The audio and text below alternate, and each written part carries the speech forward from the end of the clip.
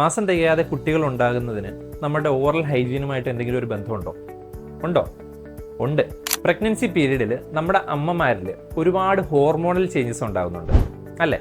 അപ്പം ആ ഒരു സമയത്ത് നമ്മുടെ വായിൽ ഇൻഫെക്ഷൻ വരാനുള്ള സാധ്യതകൾ കൂടുതലാണ്. ഈ ഇൻഫെക്ഷൻ ഉണ്ടാക്കുന്ന ബാക്ടീരിയയാണ് അല്ലേ? ഈ ബാക്ടീരിയകൾ നമ്മുടെ ബ്ലഡ് സ്ട്രീമിലേക്ക് കയറുകയും ഈ ബ്ലഡ് വഴി അത് യൂട്രസിൽ എത്തുകയും പല ഇൻഫെക്ഷൻസും കാര്യങ്ങളും ഉണ്ടാക്കുകയും ഒരു പ്രീടേം ബേബി ഉണ്ടാകുന്നതിന് അത് കാരണമാവുകയും ചെയ്യും. ഇതൊക്കെ ഒഴിവാക്കാനായിട്ട് നമ്മൾ പ്രഗ്നൻ്റ് ആകുന്നതിന് മുന്നേ അറ്റ്ലീസ്റ്റ് നമ്മളൊരു ഡെന്റിസ്റ്റിനെ കൺസൾട്ട് ചെയ്യുക.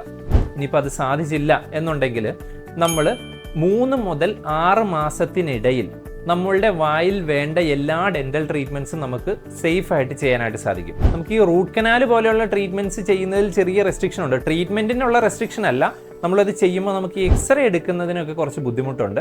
അപ്പോൾ അതുകൊണ്ട് തന്നെ മാക്സിമം ഓറൽ ഹൈജീൻ നന്നായിട്ട് മെയിൻറ്റെയിൻ ചെയ്യുക. നമ്മുടെ ബ്രഷിങ്ങും പല്ലിൻ്റെ ഇട ക്ലീൻ ചെയ്യുന്ന ഫ്ലോസിങ് പ്രൊസീജിയർ എല്ലാം നമ്മൾ പക്കയായിട്ട് കൊണ്ടുപോവുക. അപ്പോൾ നിങ്ങളുടെ പരിചയത്തിൽ പ്രഗ്നൻ്റ് ആയിട്ടിരിക്കുന്ന ആരെങ്കിലും ഉണ്ടെങ്കിൽ അവർക്ക് എല്ലാവർക്കും ഈ വീഡിയോ ഷെയർ ചെയ്ത് കൊടുക്കാൻ മറക്കരുത്.